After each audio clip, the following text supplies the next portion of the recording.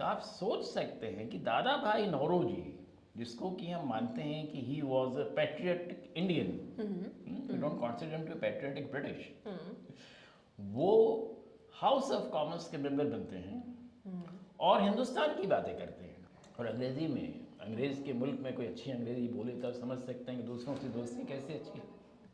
इन बारीकियों को जब हम समझते हैं तब हमें समझ में आती है कि why India club has been important. तो ये जो एरिया था, this was the hub, central London का पार्ट है, हर जगह से करीब है और इत्तेफाक से हिंदुस्तानियों के जेब के लिए मुवाफिक था। तो वहाँ पे जो है एक अच्छी खासी गैदरिंग हो जाती थी जहाँ ये लोग बातें करते थे। और बातें क्या करते थे? हिंदुस्तान की आज़ादी। तो अब हिंदुस्तानियों को सोचना है कि उनको ये प्रॉपर्टी रखना है, बचाना है, क्या करना है, नहीं करना। This is an ABP Life podcast.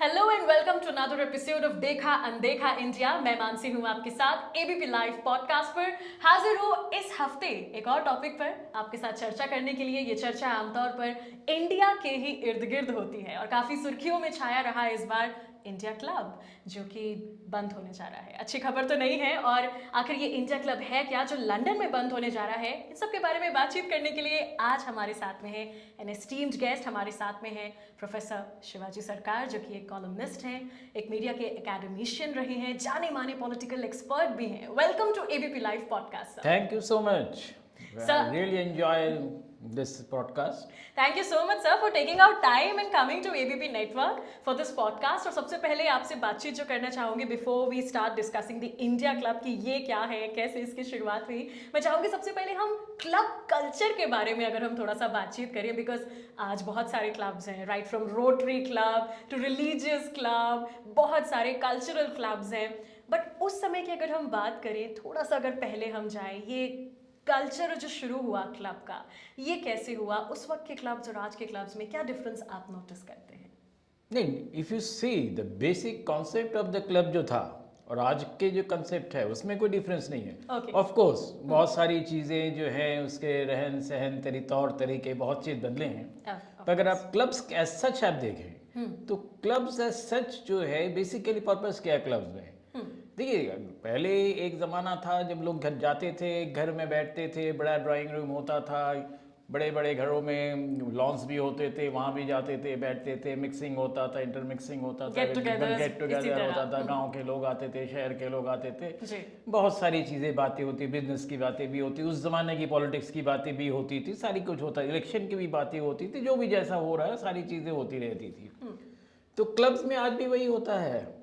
उसके साथ साथ ग्रेजुअली जो है क्लब्स में कई लोग जब मालूम हुआ कि फैमिलीज भी आने लगी, तो फैमिलीज के लिए भी एंटरटेनमेंट चाहिए, तो उसमें फिर houses and all those kind of other thing, table tennis, various kind of games, ये सब जुड़ते हैं लगे, और उसमें जो है डिफरेंट काइंड ऑफ फिर जो एक्टिविटीज़ हुए, उसमें गैम्बलिंग बहुत बड़ी चीज़ हो गई। तो ये क्लब्स का जो बेसिक रीजंस हैं, यू सी, अगर आप even if you read Mahabharata, you will find there are not in exactly in this sense, but there were such places जहाँ लोग जाके मिलते थे, बैठते थे, गप्पे मारते थे। महाभारत के समय में it has always been a part of the social and political culture. You see, Iraq का अगर आप बात करें, इराक में जो है, नॉट नाउ, इससे पहले जब आप जाते थे इलेक्शंस होते थे, तो इलेक्शंस वहाँ जो होते थे तो ऐसे नहीं होते थे कि बड़े बड़े मीटिंग्स हो रही वो होती थी थोड़ी बहुत, पर वो जो शाम को जो है लोग जाते थे, एक दूसरे की जगह जाके बैठते थे, वहाँ जाके गपशप मारते थे, गुलशर्रे उड़ाते थे, तरह तरह की बातें करते थे, उसमें डिसाइड होता था कि कौन किसको वोट देगा। वो लगता था कि चाय पार्टी चल रही है, बट चाय पार्टी पर्पस, चाय party was of course obvious, but चाय की बात नहीं होती थी वहाँ। चाय के अलावा ये बात होती थी कि पॉलिटिकल फ्रेमिंग हम कैसे करें। तो ये पॉलिटिकल कल्चर में, सोशल कल्चर में जो है दिस क्लब्स, जो भी नाम जब रहा हो अलग चीज़ है। अगर आप if you go into the basic Greek culture, time of Socrates and Plato and all that, वहाँ भी आप पाएंगे कि there used to be clubs. भले ही नाम जुड़ा हो, लेकिन नाम कुछ भी हो, वो सिस्टम रहा है। रोमन सिस्टम में बहुत कुछ रहा है, clubs were there, stadiums were there, so many kinds of things were there. वो the lion fights and all those things, they were also part of the extension of the culture. 50,000 clubs, हर शहर में कम से कम बड़े बड़े 5 club तो होते ही हैं, छोटे से शहर में भी। बल्कि ज्यादा ही होते होंगे जो नहीं, रजिस्टर्ड छोटे-छोटे होंगे वो शहर शायद। छोटे छोटे शहर की बात है। Yes. दिल्ली जैसे उसमें तो कितने क्लब है, यू डू नॉट नो, हर मोहल्ले में कोई ना कोई क्लब है, जो हर एक शायद club में- रजिस्टर्ड भी ना हो, जिसको पता भी ना हो। many may be not be registered even. Yes, ऐसे भी बहुत सारे होते हैं। बहुत सारे क्लब्स जो they are called sports clubs, Yes. And in many of them sports के अलावा सब कुछ डिस्कस होता है। सो क्लब्स में कहाँ क्या क्या होगा, हर एक क्लब के अपने अपने अलग एक you can say interest area होता है, so they discuss those interest areas. Yes. तो इसलिए मैंने ये भी महसूस किया है कि कई बार कई लोग कहते हैं यार मैं उस मोहल्ले के क्लब में नहीं जाऊंगा, वहाँ तो सब ऐसे ऐसे लोग आते हैं। हाँ, तो ये भी होता है। आजकल तो व्हाट्सएप पे भी क्लब्स बन गए हैं। Oh, WhatsApp has become really very horrible. Well moving on to India club now, जो आज का हमारा टॉपिक भी है, जिसके बारे में हम जानना चाहते हैं, बिकॉज सुर्खियों में तो सब पढ़ रहे हैं कि लंदन में इंडिया क्लब जो है वो क्लोज हो जाएगा, कुछ सैड रिएक्शंस, कुछ मिक्स्ड फीलिंग्स सबकी मिल रही हैं, बट देन बहुत सारे लोग ये जानते ही नहीं है what is actually India club, किस मोटिव से बना था, क्या उसका योगदान रहा है हमारे फ्रीडम मैं उस पे स्ट्रगल। आता हूँ। यू सी, एक चीज और होती है जो डिप्लोमेटिकली, जिसको हम कहते हैं सॉफ्ट डिप्लोमेसी। ओके। तो सॉफ्ट डिप्लोमेसी में डिफरेंट तरह से इस तरह के क्लब कल्चर भी होते हैं। ओके। तो वेरियस कंट्रीज क्या करते हैं, जैसे एक ज़माने में था कुछ एम्बेसीज जो है डिफरेंट काइंड ऑफ सेंटर्स बनाते थे, देन गवर्नमेंट इंटरवेंट, कई बंद करा दिया, कई चल रहे हैं। दिल्ली में जो है बहुत सारे जो है कल्चरल सेंटर्स चलते रहते हैं। So all those cultural centres are actually basically for the purpose of soft diplomacy. Okay. वहाँ जो है वो जाते हैं, लोगों को काफ़ी कुछ अच्छा भी मिलता है। जैसे कुछ एक जगह जो है कोई फॉरेन लैंग्वेजेस सिखाए जाते हैं, कई जगह जो है various kind of cultural activities होती है, कल्चरल चीज़ें सिखाने का भी होता है।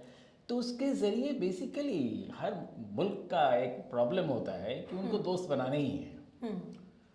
तो जहाँ जहाँ दोस्त बनाने हैं, तो दोस्त बनाने का सबसे आसान तरीका जो है प्राइम मिनिस्टर और प्रेसिडेंट्स नहीं होते हैं, वो उनके पास पहुँचना ही मुश्किल होता है। ओके। सबसे आसान होता है कि स्टूडेंट्स से शुरू करो, देन उसके साथ साथ स्टूडेंट्स के पेरेंट्स आते हैं, बाकी कुछ और लोग आते हैं, ड्रामा ग्रुप्स होगा, तो ड्रामा ग्रुप्स के साथ there will be kind of elite people, they will come. Yes. So इस तरह से डिफरेंट काइंड ऑफ निश जो है ऑडियंसेस जो है वो तैयार करते हैं। तो उससे ये होता है, देखिए what is why this club culture again is for why they need it. Every country needs to do a lobbying. Okay. And lobbying देखिए हर चीज़ में, देखिए अब आप किसी भी मुल्क का नाम ले लीजिए, अपना ले लीजिए, कहीं का भी ले लीजिए, कहीं किसी दूसरे मुल्क में हम जब अगर जाते हैं तो वहाँ जाके क्या हम काम करते हैं, हम कोशिश करते हैं जो भी जिस मुल्क का है उसका कुछ ना कुछ फ़ायदा हो। हाँ। तो फ़ायदा कहाँ से होगा? फ़ायदा तभी होगा जब उस सोसाइटी के साथ हमारे रिलेशंस होंगे, not only at the diplomatic level but also at the societal level. जी। तो उन सारी चीज़ों में द सॉफ्ट डिप्लोमेसी जो है वो बहुत ज़बरदस्त काम आता है। ओके। हम कहते हैं cultural exchange. Yes. Dance groups जाते हैं, म्यूजिक ग्रुप्स जाते हैं, आपके स्कॉलर्स जाते हैं, वेरियस काइंड ऑफ थिंग्स जाते हैं डिफरेंट जगह। आपके लंदन में ही there are certain special places, और even in England there are certain special institutions Okay. जहाँ वो खुद अपने खर्च पे लोगों को ले जाते हैं, बहुत कुछ सिखाते हैं, बहुत तरह के Exchange workshops होते हैं, programs exchange and all. programs होते हैं, बहुत सारी चीज़ें होते हैं। तो सारी चीज़ों का मकसद कहीं ना कहीं ये होता है कि create an interest group in that particular society, Yes. जिससे कि उनको जो काम करना है तो उसके लिए जो वो काम करते हैं they can have the support from within the society. So the clubs are meant for various purposes. Now Yes. We see this India club. India club की शुरुआत कब से हुई? इंडिया क्लब की शुरुआत 1920s में हुई। ओके। ओके, उससे पहले भी रहा है, ऐसा नहीं रहा। और ये सबसे पहला कहाँ बना था? हाँ, ये जगह करीब करीब वही रही है, इंडिया हाउस के आसपास, और India house itself virtually was a club. It started as a club. एक कृष्णमन ने जैसे बनाया था, सारी चीज़ें, लोग सारे तरह के लोग आते थे वहाँ पे, कांग्रेसी भी आते थे, कोई भी इंडियन आता था, लेफ्टिस्ट भी जाते थे, बैठते थे, बात करते थे, चाय पीते थे। In London only? हाँ हाँ, सबसे पहला लंदन में ही बना। लंदन में ये देखिए, you see specially if you see club की शुरुआत जो है खुद ब्रिटिशर्स ने शुरू कराई। हाँ। तो पहला जो बड़ा ऑफिशियल क्लब था that was Indian national Congress. Okay. They wanted to develop it not as a political party, but they wanted to have a kind of a political supporting system through that Congress. Okay. For इसलिए WOU ने जो बनाया था उसकी वजह यही थी हाँ. कि एक देखिए whatever it is whether it is a democracy, whether it is a bureaucracy और whether it is extreme dictatorship और एक किंगडम, जो भी है उनको क्या चाहिए होता है कि जो भी वहाँ के लोग हैं, जो जनता है, वहाँ तक उनकी पहुँच होनी चाहिए. जनता तक पहुँच नहीं होगी तो मुल्क में शासन नहीं कर सकते. तो मुल्क में शासन करने के लिए बहुत सारे नए नए चीज़ें करनी पड़ती हैं. जी. तो इंडियन नेशनल कांग्रेस भी वही था पहले, पर उन्होंने ये नहीं सोचा था कि हिंदुस्तानी जो है उस पूरे पे कब्जा कर लेंगे और उसको एक दूसरे रास्ते पे ले जाएंगे और जहाँ से उनके वहाँ से हिंदुस्तान से हटने का सबब बनेगा वो. तो इंडिया क्लब भी जो था वहाँ भी तरह तरह के लोग आते थे, मिलते थे, बैठते थे. कौन कौन नहीं मिला आपको मालूम है 1892 में एक हिंदुस्तानी जो है वहाँ के MP बने. ओके. यस, लोअर हाउस के MP बनना आसान काम नहीं होता. And who was that fellow? दादा भाई नौरोजी. ओके. ओके, तो आप सोच सकते हैं कि दादा भाई नौरोजी, जिसको कि हम मानते हैं कि he was a patriotic Indian, we don't consider him to patriotic British, वो हाउस ऑफ कॉमन्स के मेंबर बनते हैं और हिंदुस्तान की बातें करते हैं. It wasn't easy. सो आप कह सकते हैं क्लब की शुरुआत तो वहीं से हो जाती है. Yes. फिर ग्रेजुअली जो है ये लोग आते थे, बैठते थे, एक जगह बैठते थे. अब आप दूसरी चीज आप देख लीजिए, कृष्ण मेनन ने क्या बनाया था? Commonwealth of India League. जी. Annie Besant, she was an Irish lady. Yes. A firebrand.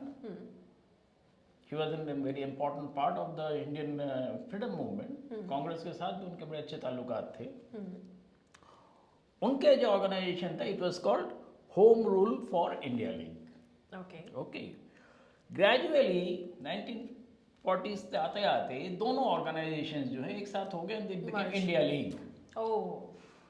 जो इंडिया लीग की आप बात करें, इंडिया लीग. दिस जो वीके कृष्ण मेनन के इंडिया लीग और एनी बेसेंट के इंडिया लीग, दे केम टुगेदर. मर्जर हो गया उनका. It became India League. For what purpose? The purpose was again Hindustan की बातें करनी है, हिंदुस्तान की आज़ादी चाहिए, हिंदुस्तान के लिए लॉबिंग करनी है. Exactly. You see, अभी हम लॉबिंग की बात कर रहे थे, पर हिंदुस्तान की लॉबिंग में जिस तरह से इन लोगों ने की और उससे जो हिंदुस्तान में फ्रीडम मूवमेंट हुआ उसकी आवाज़ को लंदन के दरबार में पहुंचाने का काम ये कर रहे थे. यू कैन अंडरस्टैंड कि एक तरफ तो आप चिटागंग में फायरिंग भी हो रही थी, कब्जा भी कर रहे थे. जी. उसी दौरान यहाँ पे ये आर्मी रेड हो रही थी, काकोरी में हो रही थी. जी. और उसी दौरान ये वहां जाकर बादशाह से बात कर रहे थे. सो ये जो डिप्लोमेसी जो है वो किस किस तरह से काम करती है ये समझना बड़ा मुश्किल काम होता है जब तक कि आप उसके अंदर न जाए. Yes. तो ये काम इन लोगों ने किया. और इस इंडिया क्लब के माध्यम से.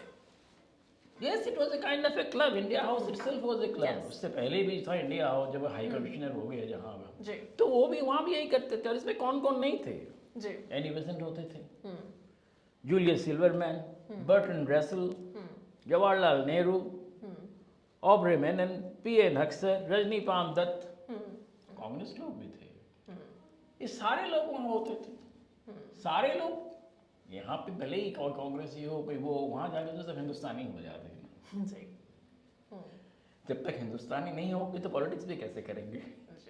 तो ये बड़ी खूबी होती थी कि इस तरह से हम जो काम करते थे उसकी वजह से जो आज जिस सबब पे हम पहुँचे हैं, जितनी दूर भी पहुँचे हैं, वो उसमें इसका बड़ा जोर रहा. और वो ये जो क्लब की जगह थी बड़े लंदन में आज भी बड़ी सेंट्रली लोकेटेड है. ओके.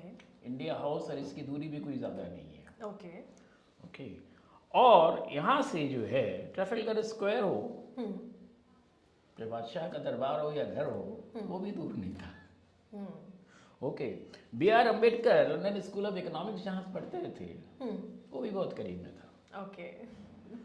और चाहे महात्मा गांधी हो, चाहे जवाहरलाल नेहरू हो, मोहम्मद अली जिन्ना हो, वल्लभ भाई पटेल हो, ये कम्युनिस्ट लीडर ज्योति बसु हो, और भी बहुत सारे लीडर्स ऐसे रहे हैं जो लेफ्टिस्ट रहे हैं जी। वो सब इन सब कोर्ट में से वहाँ से बैरिस्ट्री की है। तो ये जो एरिया था, this was the hub, central London का पार्ट है, हर जगह से करीब है, और इत्तेफाक से हिंदुस्तानियों के जेब के लिए मुवाफिक था। तो वहाँ पे जो है एक अच्छी खासी गैदरिंग हो जाती थी जहाँ ये लोग बातें करते थे। और बातें क्या करते थे? हिंदुस्तान की आज़ादी। हिंदुस्तान की आज़ादी कैसे? और ये देखिए, इस एज क्लब तो ऑफिशियली थोड़ा सा बाद में बना 1946 में, पर उससे पहले ये सारे लोग इंडिया हाउस से सारे लोग जुड़े हुए रहते थे। वहाँ पे सारी बातचीत वहाँ होती थी, और इंडिया हाउस एक बड़ी एक्टिव बातचीत का ही जगह नहीं था। इंडिया हाउस से अगर आप कहें तो कम से कम 2 बड़ी बमबारी वहाँ से हुई। ओके। और वो उस बमबारी में मदन लाल ढींगरा का नाम आपने सुना होगा, उधम सिंह का नाम आपने सुना होगा। तो वो दोनों भी वहीं जाते थे, वहीं बैठते थे, वहीं सारी चीज़ें होती थी। और चाहे कर्जन विली हो या मिकेल ओडायर हो, दोनों ही हिंदुस्तान के लिए बड़े खूंखार लोग रहे हैं, उन दोनों पे बम नहीं मारा वहाँ से जाके। तो उसके बाद इंडिया हाउस का जो काम है, और वहाँ के सारे लोग जो है, कई बार क्या हुआ कि वहाँ के जितने भी लोग बैठते थे जाते थे, नेचुरली ना मोस्टली लोग पढ़ने गए, उसके बाद बाकी काम करने लगे, तो वो लोग वहाँ से हट के यूरोप की दूसरी जगह चले गए बहुत से लोग। ओके। कुछ वक्त के लिए इंडिया हाउस की एक्टिविटीज़ जो है रुक गई थी ऑलमोस्ट, क्योंकि नेचुरली इस तरह की कोई एक्टिविटीज़ होगी तो India house itself had become a suspect. जी। सो ये सारी चीज़ें जो हो रही थी, अगेन देखिए, बम चलाना जो है बड़ा आसान काम नहीं है ऑब्वियसली उस समय में वो भी किसी भी वक्त। यस। पर बम चलाने के लिए जो है, और वहाँ तक जाने के लिए, अंदर तक किसी जगह पहुँचने के लिए, और किसी खास आदमी के पास पहुँचने के लिए, उसके स्ट्रेटेजाइजिंग करने के लिए, उसके लिए भी बहुत सारी तैयारी करनी होती है, बहुत सारे सपोर्ट्स चाहिए होते हैं। जी। वो भी सारे यहाँ से होते हैं। यहीं से होते हैं। So that makes it a very important place, जिसका बहुत कंट्रीब्यूशन रहा है हमारे फ्रीडम स्ट्रगल की सारी स्ट्रैटेजीज में। तो ये जो सारी चीज़ें हुई, Trafalgar Square, House of Parliament, Covent Garden, इन सारी चीज़ों के पास जो ये सब रहता था, तो क्यों रहते थे ये लोग वहाँ पे? वहाँ पे लंदन का एलिट रहता था, लंदन के पॉलिटिशियंस रहते थे, लंदन के स्ट्रेटेजिस्ट रहते थे, और सारे लोग वकालत करते थे। ऑलमोस्ट देख लीजिए, मोस्टली सारे लोग वकालत से ही है ना। ये मेनन और वीर सावरकर दोनों ने साथ साथ काम किए। तो वीर सावरकर की बाकी चीज़ें बाद में आई हैं, पर वहाँ पे जो ये काम जो लॉबिस्ट का था, he was very extreme good lobbyist. ही सबसे बड़ी जो उनकी वो थी, had extreme good command over language. Oh वाह। और अंग्रेज़ी में, अंग्रेज़ के मुल्क में कोई अच्छी अंग्रेज़ी बोले तो समझ सकते हैं कि दूसरों से दोस्ती कैसे अच्छी है। यस। तो ये सारा जो क्लब का जो बेसिक बेनिफिट्स है, they have the access for other people. अब आप देखिए, अब हम आपके यहाँ आते हैं, आपने कॉफ़ी पिलाई तो कॉफ़ी पिलाई तो हम क्यों कॉफ़ी पीते हैं? क्योंकि हम बच्चों को बताते हैं कि कोई कॉफ़ी दे या चाय दे, मना मत करना, क्योंकि कॉफ़ी देने के मतलब है कि वो आदमी तुम्हारे साथ कुछ देर तो बिताएगा, जब कुछ देर बिताएगा तो बातचीत होगी ऑब्वियसली। तो ये जो बातचीत करने का जो सिलसिला है, ये क्लब से आता है। एग्जैक्टली। है ना। आराम से कंफर्टेबली आदमी बैठता है, टेंशन फ्री होके बैठता है, आपकी बातें सुनता है, आप उनकी बातें सुनते हैं, और नए सबब की ओर बढ़ते जाते हैं। तो this is what India league has done. This is what the India club जो है 1946 से जब बनी, वहाँ एक ज़रूरत और थी। हिंदुस्तानी लोगों के पास पैसे कमी होते थे, तो सस्ते में खाना पीना भी चाहिए। जी। तो वो सब भी धीरे धीरे यहाँ होने लगा। और 1951 से अब इंडिपेंडेंस के बाद, क्योंकि नेहरू खुद इससे काफ़ी जुड़े हुए रहे हैं, तो जवाहरलाल नेहरू इससे जुड़े हुए रहे हैं, वी.के. मेनन बस ज़माने से इन सब से जुड़े हुए हैं, और भी बाकी लोग, सारे लोग जो हैं जो वहाँ जाके बैठते ही थे, बातें करते थे, गप्पे मारते थे। सो whatever the position they held, that's a different issue. V.K. Menon was High Commissioner, Jawaharlal Nehru was Prime Minister, but they are basically friends. Yes. तो इस फ्रेंडशिप में एडविन माउंटबेटन हो, चाहे कोई भी और जितने भी सारे लोग उस वक्त वहाँ पहुँचे और इस क्लब को 51 में एक फॉर्मलाइज्ड फॉर्मेशन दिया, तो उसके बाद जो है अगेन दिस बिकम बेसिकली कि हिंदुस्तान की जो बेसिक डिप्लोमेसी का जो एक काम करना है वो हाई कमिश्नर के अलावा यहाँ से भी होने लगा। बहुत सारी चीज़ें हो रही थी कि नया नया मुल्क बना था, उस मुल्क की बहुत सारी ज़रूरतें होती हैं, बहुत सारे दोस्त चाहिए होते हैं, बहुत से सपोर्ट्स चाहिए होती हैं। तो नेचुरली उस वक्त अगर आप देखें पूरी इंडियन हिस्ट्री और इंडियन पॉलिटिक्स और इंडियन डिप्लोमेसी और इंडियन फाइनेंस, सारी चीज़ें कि अगर देखें तो हमारा जो पहली नज़र होती तो लंदन की तरफ होती थी। ओके तो फर्स्ट जनरेशन जो इंडियंस था उसका जो एम होता था कि भाई इंग्लैंड में जाके पढ़ाई करनी है। अमेरिका नहीं था कहीं, America was supposed to be substandard. तो ये सारी चीज़ें जो है इंडिया क्लब का जो है सबसे बड़ा जो अचीवमेंट रहा है कि हिंदुस्तान को जो वर्ल्ड के स्ट्रेटजिस्ट हैं, और वो एरिया वही है जहाँ सारी चीज़ें बैठती है। देखिए उसी के पास लंदन स्टॉक एक्सचेंज है जी, उसी के पास लंदन मेटल मार्केट है जी, उसी के पास वर्ल्ड का कॉपर मार्केट है। तो सारा जो मार्केट सिस्टम है वो वहीं पर है। तो this also became a kind of a business hub. इन बारीकियों को जब हम समझते हैं तब हमें समझ में आती है कि why India club has been important. देखिए बहुत सारी जगह और भी इंडिया क्लब्स रहे हैं। हाँ। साउथ आपके जोहान्सबर्ग में भी रहे, साउथ अफ्रीका में, I was reading India club Dubai में रहा है, आपके साउथ एशिया में, साउथ ईस्ट एशिया में कई जगह है। इंडिया में I am not sure India as India club कोई है कि नहीं, but of course many clubs have the name of India पहले है या बाद में है। और एक चीज़ बता दूँ, ये जो इंडिया क्लब है वहाँ पर इंडियन जर्नलिस्ट एसोसिएशन का that was the headquarter also. अच्छा, ये इंडिया क्लब ही, ओके, इंडिया क्लब ही था वो भी। ओके, सो जर्नलिस्ट भी वही थे। सब तो वही है। हाँ। तो क्लब्स का मतलब यही है कि लोगों को पास लाना। और अब जब लंदन ने अनाउंस किया है, लंदन ये जो इंडिया क्लब आज पहली बार नहीं हुआ है जी, काफी समय से चल रहा है। ये जो खास बिल्डिंग है इस पर काफ़ी दिनों से जो प्रोप्राइटर है वो उसकी कोशिश है कि इसको तोड़ के एक 6 मंजिला मड़ा बनाया जाए, इमारत बना जाए, वो किया जाए। But now it is almost like a listed properties. Okay, तो listed property means it is the kind of a heritage property.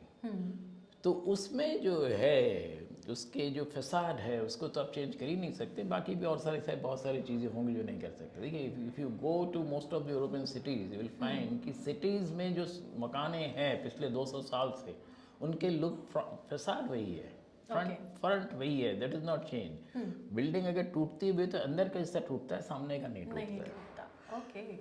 Okay, तो this is the part of there you can say basic aesthetic, city aesthetic, urban planning, इसका part है।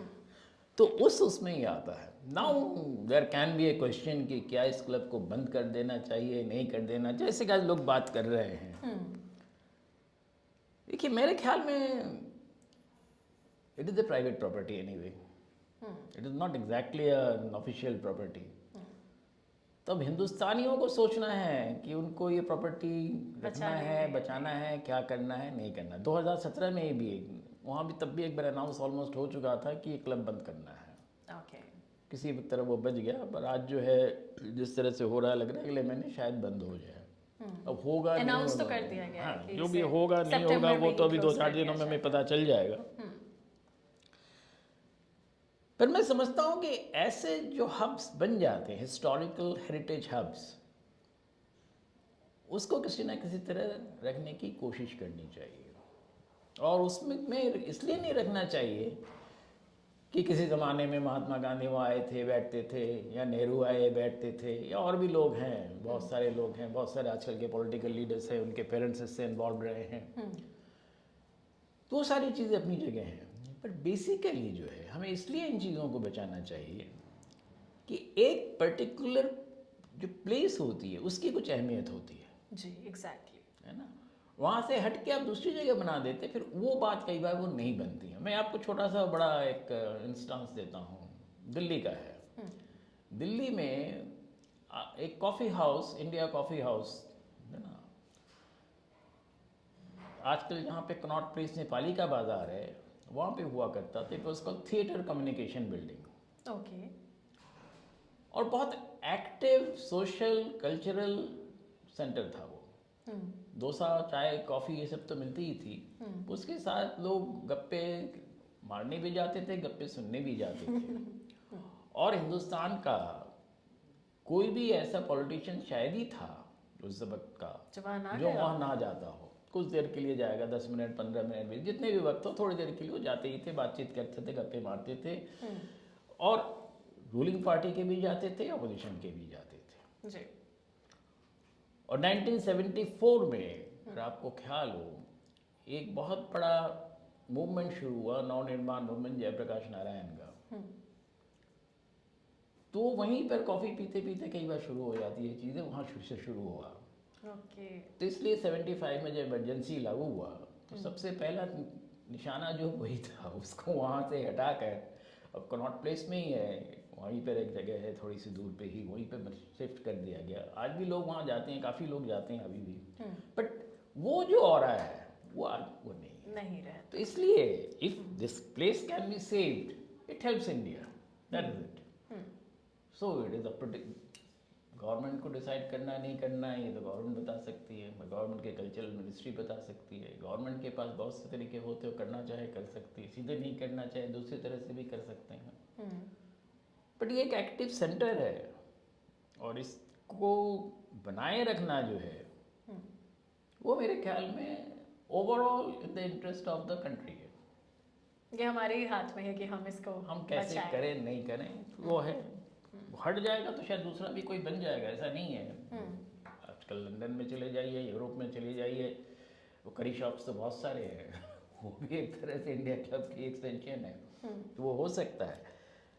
पर ये उस जो club का जो मेन कंट्रीब्यूशन रहा एब्सोल्युटली श्याम जी कृष्ण वर्मा या वीडी सावरकर या बाकी जो गैलेक्सी ऑफ लीडर्स का उनका साथ जो एक एसोसिएशन रहा है, उसकी वजह से जो चीज़ें हैं, अब इंडिया क्लब रहेगा नहीं रहेगा ये तो बाद में पता लगेगा।